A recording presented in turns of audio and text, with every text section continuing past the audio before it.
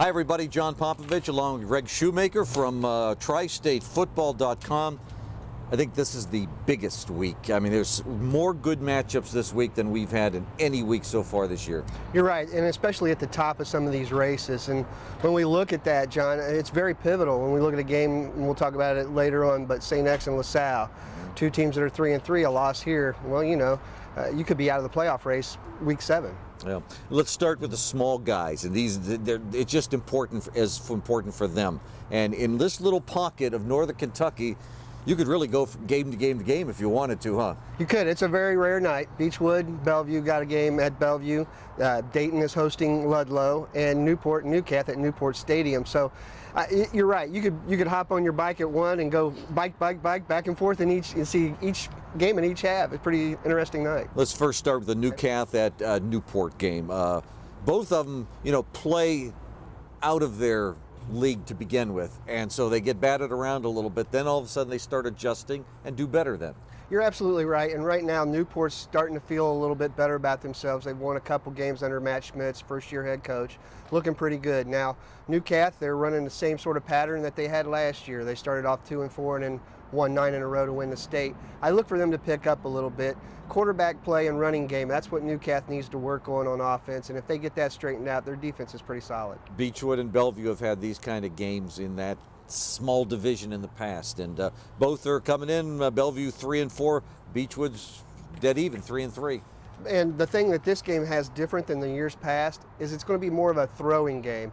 Tyler Ackerson over at Bellevue set the school record for passing yards in a season this year, something that Bellevue, they're always running the wing tee in the past, and now, no, they're airing it out a little bit. Pretty cool. And Beechwood lost their top running back, so they've been throwing the ball a little bit more behind their sophomore quarterback, Feger.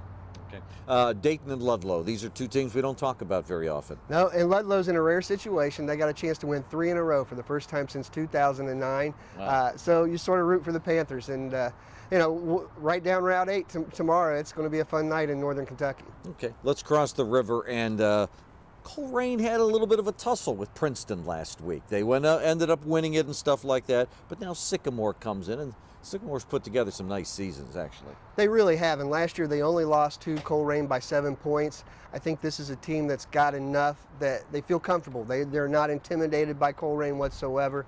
I look for the Aviators to have a big game. Greg Simpson performed well in the second half of that game, their quarterback last year, but he needs to perform even better in the first half of this one. Okay. Division 5, Marymount, Madeira, again. Two nice programs, and both of them with one with 4, one with 5 wins. I was out and saw Madeira last week. Explosive offensive team for Division 5. Still have some problems stopping some teams on defense. Penalties and turnovers really what stopped them last week from really having a bigger day than they did. So.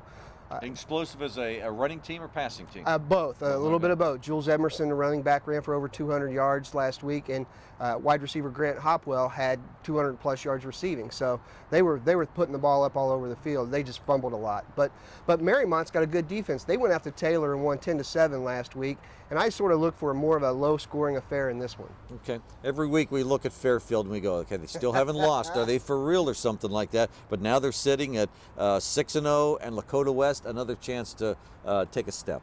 And Lakota West is playing as good as any team. Their offensive line is gelled. They lost all but one starter up front, but they had all their skill players back. And now they're both coming together at the right time. Lakota West does not play Coleraine this year, so they got the break there. They could still win the GMC championship. And right now, you've got Fairfield's got Lakota West this week and Sycamore next. So they're really going to tell a lot about what they're made of. And I'm still like you. I'm not sure if I'm totally believing or not, but they're 6-0. Either way, he has that program, which was once a great program, once a state champion program. He at least has them going in the right direction. You're right. It's a sleeping giant sort of program over there. There's no doubt they get numbers with kids. Now he's got them on weight training. Now they're in a program that they have some consistency there. Coach Krause has done a wonderful job. And one thing about him, he wins everywhere he's been, John. Yeah, that's exactly right. Let's finish up in the GCL, and there's a couple of LaSalle and X you mentioned, both 3-3. That's an awkward position for them to be in.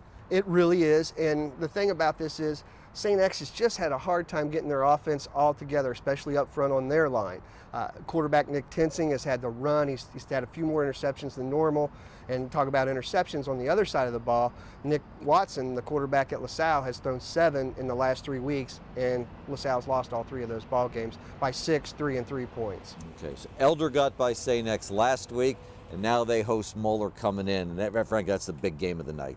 It is the big game, and one of those big monkeys off of Coach Ramsey's back last week. He had never beaten Steve Specht at St. Xavier Tom Balavan Field, so that's a big victory for him. And the other thing that's really good for Elder right now is quarterback play of his son, Peyton Ramsey.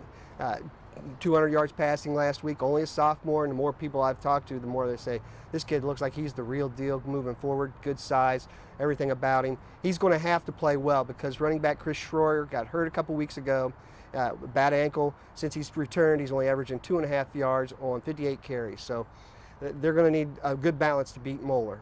The pit will be rocking, won't it? Yes, it will. Good deal. He's Greg Shoemaker from tristatefootball.com. I'm John Popovich. Enjoy your Friday night. A lot of great games out there.